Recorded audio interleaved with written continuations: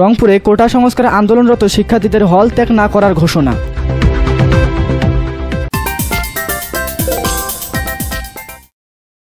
আসসালামু আলাইকুম। এমকে টেলিভিশনের নিয়মিত সংবাদে আপনাদের স্বাগত জানাচ্ছি আমি আশুরা খাতুন নদী। শুরুতেই শুনলেন সংবাদ শিরোনাম, এখন ডেস্ক থেকে বিস্তারিত।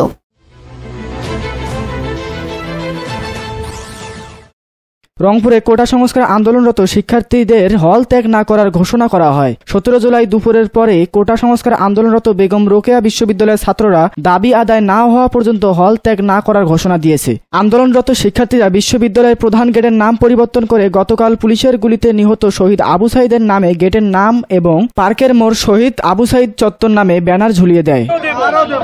এদেশের বিশৃঙ্খল সমাজকে রংপুর বিদ্রোহের নগরী, আমরা বিদ্রোহ করবো তো বিদ্রোহের নগরী রংপুরে আমরা আমাদের আন্দোলন করে যাব।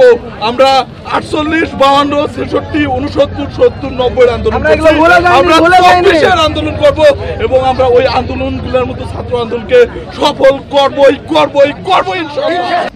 আমাদের এই রোকেয়া বিশ্ববিদ্যালয়ের সামনে একটি ন্যাক্কারজনক ঘটনা ঘটেছে, আমরা এর নিন্দা জানাচ্ছি এবং আমরা আমাদের ভাইয়ের এই হত্যার সুষ্ঠু তদন্ত এবং আমরা এর বিচার চাইছি এবং আমরা আমাদের যে আন্দোলনের উদ্দেশ্য এবং আমাদের যে কোটা সংস্কার বিষয়ে আন্দোলন ছিল আমরা এটা চালিয়ে যাব। এর একটু যৌক্তিক সমাধান আমরা চাই।